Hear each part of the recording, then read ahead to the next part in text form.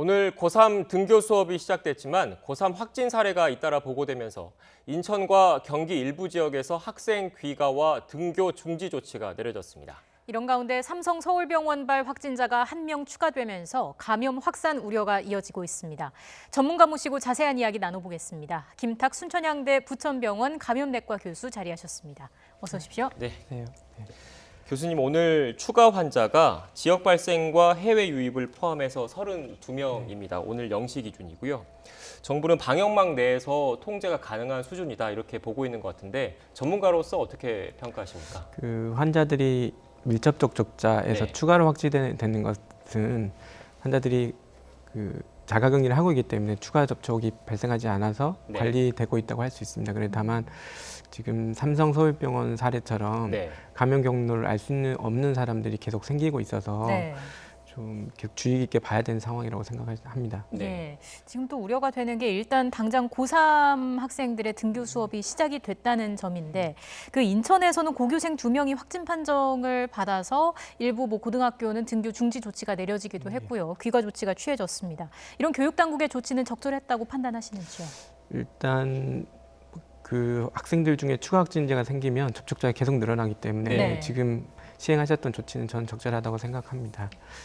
다만 이제 이런 유사 사례가 계속 생길 때 학생들이 계속 집에 가야 되고 교육의 권리가 계속 침해당할 수 있을 텐데 이럴 네. 상황에서 어떻게 해야 될지 조금 고민이 필요한 것 같습니다. 네. 그런 상황에는 그럼 어떤 식으로 좀 조치가 취해져야 될까요?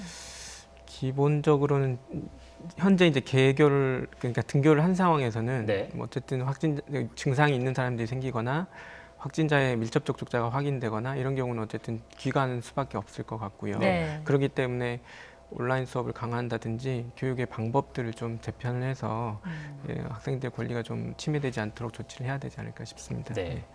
등교 수업을 앞두고 교육당국에서 방역 수칙도 마련을 했거든요. 준비된 그래픽이 있는데 보면서 한번 설명을 드리겠습니다. 네, 서울시 교육청이 마련한 등교 수업 운영 방안입니다.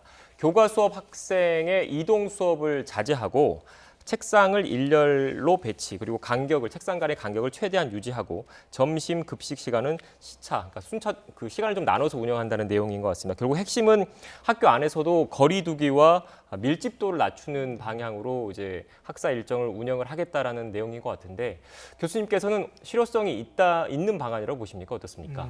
기본적으로 등교를 하게 되면 네. 이제 학교의 교실의 밀집도에 따라 조금씩 차이는 있겠지만 근본적으로는 네. 접촉이 생기는 걸 막을 수는 없다고 생각합니다. 이제 그런 상황에서 접촉을 최소화시켜서 그러니까 확진자가 생기거나 이랬을 때 접촉의 범위를 줄이는 목적에서 시행된 조치들이고 네.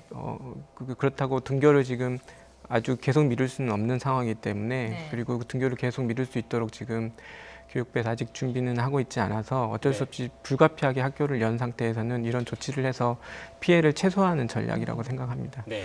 전문가의 입장에서 봤을 때 이 점은 조금 더 보완이 필요하겠다 하는 부분도 있습니까? 일단 환경 자체가 어떤 100% 막기 위한 조치들을 하기는 사실은 어렵다고 생각이 들고요. 네. 그렇기 때문에 제일 문제가 되는 거는 이제 마스크를 안 쓰거나 아니면 비말이 튀는 상황들을 최소한 적게 해야 됩니다. 그렇기 네. 때문에 급식 상황에서가 제일 문제가 될 것 같고요. 그다음에 학생들이 이제 같은 반에 있는 경우는 이제 접촉자가 어쨌든 제한이 되지만 이제 이 학생들이 다른 반의 친구들과 어울린다든지 다른 곳으로 이동한다든지 이렇게 되면 접촉의 범위가 굉장히 강범해지기 때문에 네. 그런 상황들은 조금 피하고 기본적으로 제일 중요한 거는 수업 중에라도 마스크 잘 착용하고 매번 이제 손소독제로 손위생을 잘 하고 이런 것도 굉장히 중요하겠습니다.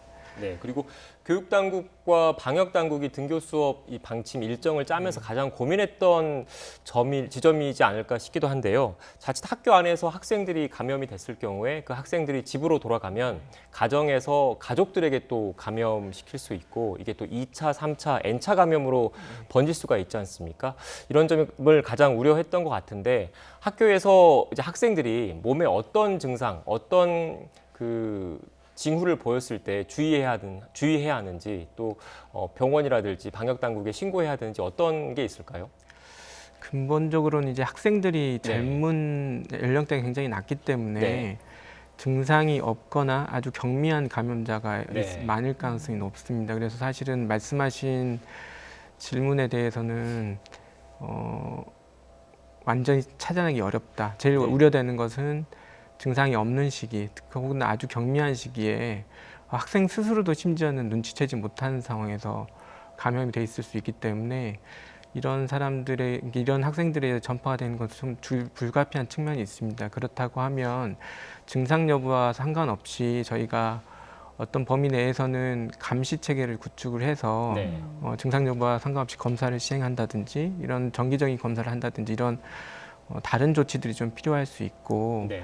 말씀하신 대로 이 학생들이 집에 가서 가족한테 옮기고 조부모한테 옮기거나 아니면 이제 의료기관과 같은 이제 고위험 직종에 있는 사람들에게 옮기거나 해서 생긴 문제들이 굉장히 우려는 됩니다. 네. 근데 이런 병의 특성 때문에 100% 막을 수 없기 때문에 네. 그런 부분들을 어떻게 저희가 메꿔 갈 수 있을지 조금 더 고민들이 필요합니다. 네. 그러니까 말씀하신 내용을 들어보면 요즘에 문제가 되고 있는 젊은 층의 그러니까 우려스러운 부분이었죠. 젊은 층의 무증상 감염, 조용한 네. 전파 사례를 완전히 막기는 쉽지 않을 것 네. 같다는 말씀이신 것 같은데 이를 이제 어떻게 보면 최대한 그 뭐랄까요? 그러니까 조용한 전파를 막기 위해서는 주기적인 진단 검사나 이런 게 네. 좀 필요할 것 같은데 네. 학생들의 수가 워낙 많기 때문에 현실적인 부분도 좀 고려를 해야 되지 않을까 네, 싶은데요. 그렇습니다. 그래서 네. 이 부분들을 누가 감당하고 그다음에 비용은 어떻게 할 거며 검사는 누가 할 것이며 이런 네. 그 누구를 대상으로 할 것인지에 대한 네, 고민들이 잠시만요. 필요합니다. 네. 네, 중앙방역대책본부 브리핑이 시작된 것 같습니다. 현장으로 가보도록 하겠습니다. 5월 20일 현재 어제 신규 확진자가 32명 발생하여 총 누적 확진자 수는 11,110명이며 어제 신규 격리 해제자는 128명으로 총 전체 확진자의 90.6%인 1066명은 격리 해제되어 현재는 781명이 격리 중에 있습니다. 어제는 다행히 사망하신 분은 보고가 없었습니다. 어제 신규로 확진된 확진자 32명은 해외 유입이 8명이었고 지역사회 발생이 24명이었습니다. 먼저 해외 유입된 사례를 말씀드리면 추정 유입 국가가 미주 지역 2명, 기타 지역은 6명이었고 이 중에는 사우디아라비아 2명과 파키스탄 국적의 4명이 확진되었습니다. 지역사회 발생 사례에 대해서 말씀을 드리겠습니다. 수술실 간호사 4명이 확진된 삼성서울병원 관련해서는 병원에 대한 긴급 방역을 실시하였고 본관 3층의 수술장, 수술방 25개를 포함한 직원들의 라운지 탈의실을 포함하여 수술장을 폐쇄하였습니다.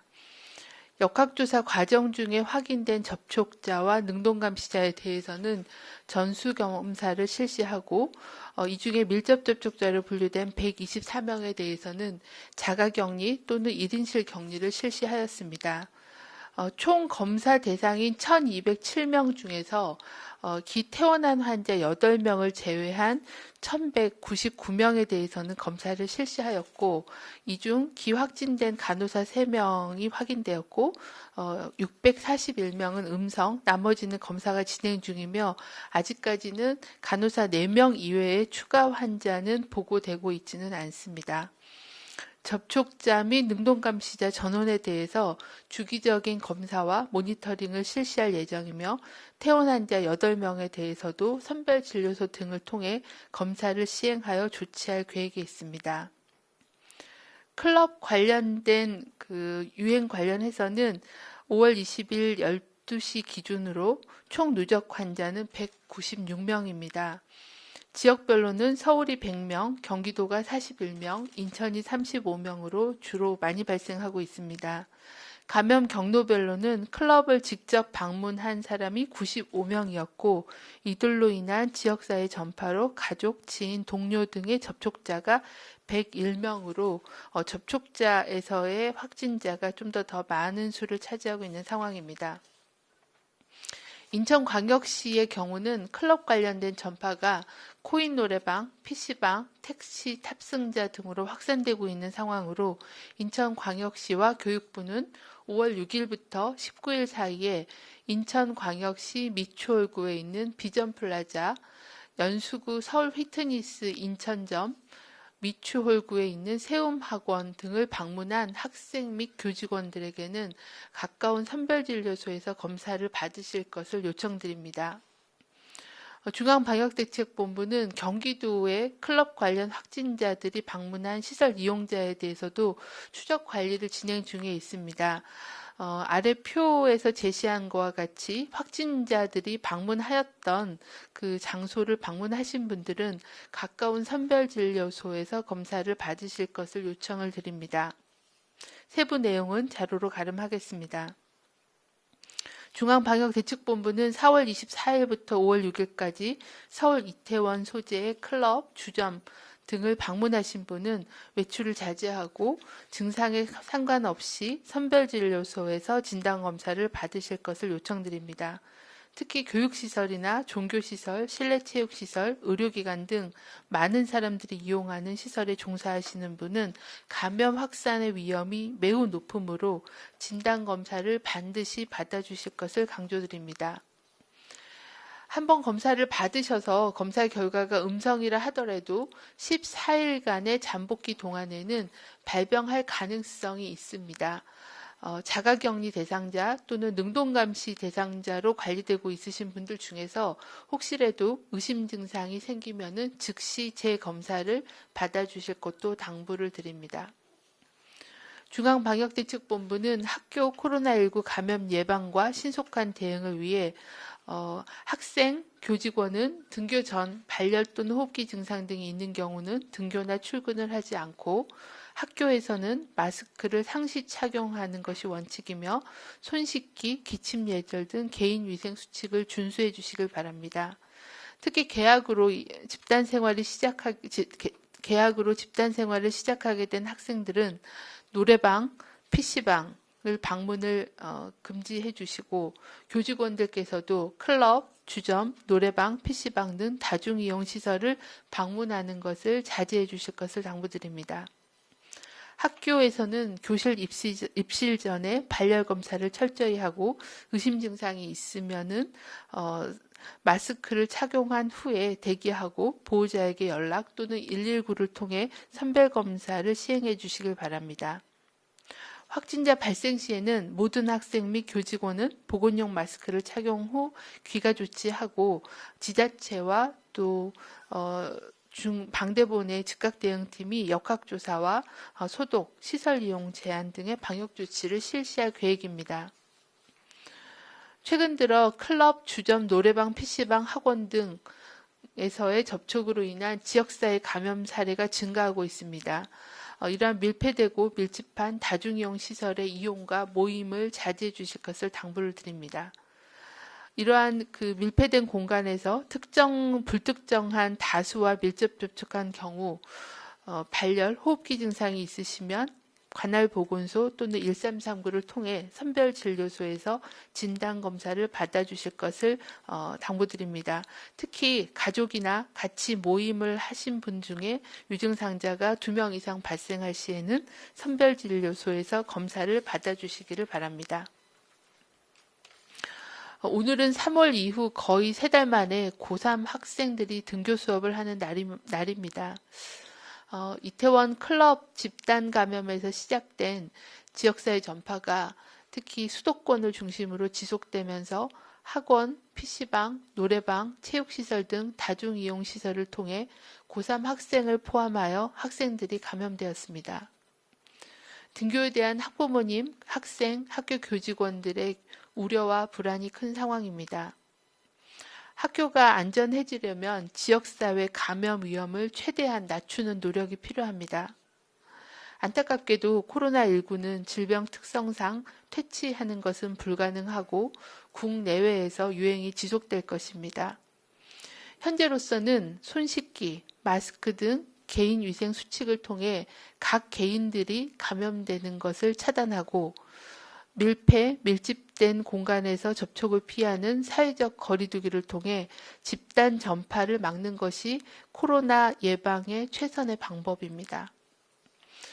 우리의 가정, 그리고 학교, 공동체의 안전과 건강을 위해 손 씻기, 마스크 착용, 사회적 거리 두기를 생활화해 주시기를 부탁을 드립니다. 네, 그럼 지금부터 질의응답 시간 갖도록 하겠습니다. 지금까지 중앙방역대책본부 브리핑 전해드렸습니다. 오늘 12시 기준 이태원 클럽 관련 총 누적 환자가 193명으로 늘었다는 내용이 있었습니다. 이어지는 브리핑과 질의응답은 YTN 유튜브 채널을 통해서 계속 시청하실 수 있습니다. 네, 그럼 계속해서 전문가와 함께 이야기 나눠보겠습니다. 교수님, 앞서 저희가 등교 수업 관련 얘기를 하고 있었는데 서울시 그 조희영 교육감 같은 경우에는 코로나19 위기가 심화하면 수능 시험을 한 달 연기하고 또 등교 수업을 재검토해야 한다라는 얘기를 했습니다. 교육부와는 다소 온도차가 있는 내용이기도 한데 교수님께서 보시기에는 어떻습니까? 저는 개인적으로는 조희연 교육감님이 말씀하신 것보다 훨씬 더 조금 심각하게 보고 있고요. 네. 그 11월 이후에 이제 겨울이 되면 호흡기 감염이 이게 굉장히 많이 증가합니다. 네. 그런 상황에서 유사 증상이 생기는 사람들도 많을 거고, 그렇다고 하면 수능을 정말 그날 정상적으로 치를 수 있을 것인가, 그리고 그 중에 생기는 유증상자들, 확진자 학생들을 어떻게 관리해서 정상적으로 시험을 볼 수 있게 할 것인가에 대해서 좀 굉장히 심각하게 좀 받아보고 있고요. 예. 교육부에서 너무 낙관하고 있는 건 아닌가 싶어서 이 부분에 대해서 좀 플랜 B를 가지고 있어야 될 거라고 생각은 합니다. 네. 플랜 B라는 게 어떤? 예를 들면 온라인으로 시험을 보는 걸 포함해서요. 네. 아니면 수능 시험 날짜를 아예 이런 호흡기 감염이 증가한 시즌이 아니고 네. 시험을 좀 안전하게 치를 수 있는 3, 4월 이후로 완전히 미루는 방안, 이런 것까지 적극적으로 검토하지 않으면 아마 수능 시험 당일날 굉장히 큰 혼란이 벌어질 수 있을 거라고 예측이 돼서 네. 좀 심각하게 좀 고민을 하셔야 될 거라고 생각합니다. 네. 이게 참 현실적인 부분까지 다 고려를 해야 하는 상황일 네. 텐데 어느 정도 상황일 때 위기 상황이라고 볼 수 있을까요? 위기는 이제 위기 평가를 하게 되는데요. 네. 그러니까 얼마나 지역사회에 많은 사람들이 있느냐, 환자 수가 얼마나 있느냐, 뭐 이런 것들을 가지고 우리 의료기관이 감당할 수 있는지 뭐 이런 것들을 평가를 하게 됩니다. 그런데 그런 평가들을 하기 위해서는 감시 체계가 잘 운영이 돼서 지금 우리 지역사회에 얼마나 많은 사람들이 있고 이 정도 수준이면 우리가 어느 정도 수준에서 방역주택을 이제 예를 들면 사회적 활동을 재개할 것인지 이런 것들을 평가해야 되는데 사실은 우리 학교 개학하는 문제도 그렇고 이 부분에 대해서 사실 감시 체계가 잘 갖추어져 있지 않습니다. 그리고 네. 명확한 과학적 근거가 없어서 사실 이 부분을 시급히 마련을 하고 학교를 개강한다든지 그 외에 다른 사회적 활동을 어느 정도 수준에서 다시 할지를 결정을 해야 됩니다. 그래서 사실 이 기준 설정, 그 기준 설정을 위한 감시 체계 구축 이런 것들이 저는 시급하다고 생각합니다. 네. 삼성 서울병원 관련된 얘기도 좀 해보겠습니다. 충남 서산에서 삼성 서울병원발 코로나19 확진자가 발생했습니다. 삼성 서울병원 확진된 간호사와 친구 사이인 것으로 일단 파악이 됐는데 서울에서 이틀간 만났다고 하고요. 일단 철저한 역학조사가 일단 필요해 보이는데 어떻습니까? 일단 역학조사 그러니까 질병관리본부는 네. 굉장히 노력을 많이 하고 계시는 것 같고요. 네. 감염 경로를 알 수 없는 것처럼 보였던 사람들 사이에 연관관계도 찾아내는 걸 보면 사실 놀라울 때가 있습니다. 네. 어쨌든 최선을 다해서 하고 계시고 그 범위 내에서 저희가 자가격리라든지 이런 걸 잘 언수를 하고 그다음에 상황에 따라서는 밀접 접촉자의 접촉자까지도 그로 이제 알고 계신다고 하면 네. 조금 그 기간 동안에는 대외 활동을 좀 자제하시거나 이런 조금 더 넓은 범위의 조치들이 필요할 거라고 생각합니다. 네. 네. 삼성병원이 국내 빅5 대형 병원 중 하나잖아요. 네. 이게 만약에 감염이 의료진 선에서 그치지 않고 다른 환자들에까지 이제 전파가 될 경우에 어떤 뭐 치명률이라든지 이런 부분도 다 좀 우려되는 부분 아니겠습니까? 네, 맞는 말씀이시고요. 네. 지금 이제 직원들 같은 경우는 연령대가 이렇게 높지 않기 때문에 잘 회복될 거라고 생각은 네. 드는데 이분들이 이제 환자한테 옮기면 전혀 다른 이야기가 돼서 그렇죠.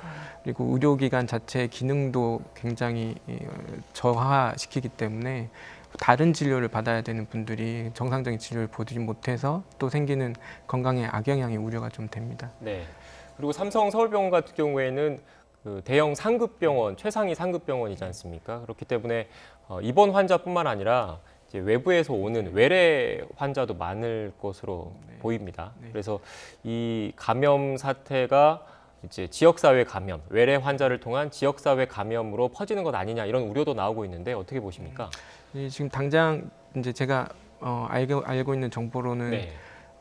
다행히 이제 수술방에 관련된 이제 간호사분들만 걸렸기 네. 때문에 수술방은 외래나 이런 부분들과 조금 이제 떨어져 있는 곳이라서 이 정도에서 마무리가 된다고 하면 그럴 우려는 크지는 않다고 생각합니다. 다만 네. 이제 이 전파가 다른 의료진에게 또 옮겨가고 그 의료진이 외래 진료를 하면서 옮기게 될 가능성도 높기 때문에 그런 네. 우려가 완전히 불식되는 건 아니고 네. 그래서 적극적인 검사와 그다음에 접촉자 파악 이런 것들이 굉장히 중요하겠습니다. 예.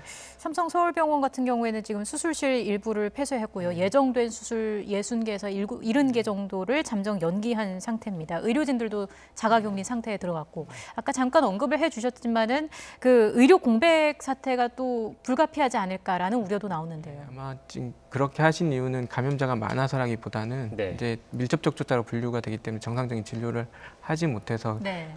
애초에 예정돼 있던 진료들 다 미룰 수밖에 없고 그렇기 때문에 저희가 의료기관 보호가 굉장히 중요하다는 말씀을 전문가들이 여러 번 드리는 이유가 이런 이유 때문입니다. 특히 그 이번에 첫 확진된 간호사 같은 경우에는 흉부외과 간호사로 이제 파악이 됐는데 흉부외과 같은 경우에는 큰 수술을 앞둔 중증 환자분들이잖아요. 근데 수술이 제대로 일정이 안 잡힐 경우에 어떻게 해야 되는지 그 부분도 좀 걱정되는 부분이거든요. 네. 일단 뭐 대표적으로 이제 심혈관계 질환이나 네. 이런 분들일 거라서 가급적 무리한 활동들은 하지 마시고 조금 집에서 잘 쉬시면서 다시 병원 기능이 회복될 때를 기다려서 수술 받거나 하셔야 될 겁니다. 그리고 만약에 정말 응급 상황이어서 수술을 미루기가 어렵다고 하면 아마 병원 내부에서 다른 병원으로 의뢰를 하시거나 그런 네. 일련의 조치들을 취하실 거라고 생각합니다. 네. 예. 그 삼성 서울병원도 그렇고 신천지도 그랬고 이태원 클럽 사태도 그랬고요. 최초 감염원은 찾지 못했습니다. 역시나 아직 그 지역 사회에서 조용한 전파가 이루어지고 있다는 증거라고 네. 봐도 되겠습니까? 네, 하신 말씀에 동의하고요. 저희가 지금 제일 우려하는 부분이 그런 겁니다. 네. 이제 그러니까 저희가 많은 수의 환자가 발생하는 것도 문제지만 그것보다는 감염 경로를 모르는 사람들이 여러 군데에서 발생하는 것들이 사실은 관리하기 훨씬 더 어렵거든요. 그런 측면에서 삼성 서울병원 간호사분도 그렇고 네. 다른 곳에서 계속 산발적으로 이런 사례들이 생기는 것들을 굉장히 조금 우려 깊게 바라보고 있습니다. 네. 삼성병원 같은 경우에 메르스 당시에 큰 타격을 입었던 병원이고 그래서 방역에 대해서 더 신경을 썼을 것으로 일단 보이는데요. 이런 상황에서도 계속 병원 내 감염이 반복되는 이유는 뭐라고 보십니까? 코로나19의 병의 특성입니다. 네. 그러니까 100% 병을 막을 수 있는 방법이 사실은 없다고 보는 게 맞습니다. 네. 저희도 이제 병원 내 감염을 막기 위해서 증상이 있는 분들 다 선별 진료에서 검사를 하고 심지어는 증상이 없는 분들도 입원 전에는 검사를 하도록 해서 무증상 감염 상태로 입원하는 것을 막으려고 애쓰고 있지만 네. 이분들이 어쨌든 잠복기 상태에 들어와서 병원 내에서 발현을 하거나 혹은 그 외에 이제 병원에 출입하는 많은 분들이 있거든요. 네. 그 병원 직원들도 있고 그다음에 간병인 분들도 있고 보호자분들도 계시고 이런 분들을 다 검사 조치를 하기가 사실은 현실적으로 불가능하다 봅니다. 그렇기 네. 때문에 이런 분들에 대한 전파가 언제든지 발생할 수 있고 그래서 저희 이제 직원들 같은 경우는 가급적 지금 사실은 사회적 활동도 굉장히 많이 줄인 상태고요. 네. 네. 어려움들이 좀 있습니다. 그래서 사후 조치를 잘 할 수 있도록 그 시스템을 개편을 하고 병원의 진료 체계도 호흡기 감염병을 전담해서 볼 수 있는 어떤 시설이라든가 인력 체계를 좀 갖추어야지 이런 부분을 최소화시킬 수 있지 않을까 싶습니다. 네. 교수님, 그 서울시가 삼성 서울병원에 대한 코호트 조치에 대해서는 아직 시기상조다라는 네. 입장을 밝혔는데 이에 대한 의견을 좀 듣고 싶은데요. 코호트 격리라는 것들은 최선의 방법이 아니고 차선책으로 쓰는 거거든요. 네. 그러니까 환자의 접촉자가 생겼을 때 다른 곳으로 보내지 못할 이제 충분한 여력이 없기 때문에 같은 공간에 두고 추가 접촉이 생기는 걸 막겠다는 의미입니다. 근데 지금 삼성 서울병원 상황은 파악되기로는 다행히 의료진의 접촉들은 좀 있었지만 네. 환자의 접촉은 그렇게 많지 않았던 걸로 보여서 네. 병원 자체를 코호트 격리해서 의료기기 기능을 더 저하시킬 필요까지는 없다고 생각합니다. 네, 알겠습니다. 지금까지 김탁 순천향대 부천병원 감염내과 교수와 함께 이야기 나눠봤습니다. 오늘 말씀 고맙습니다. 고맙습니다. 감사합니다.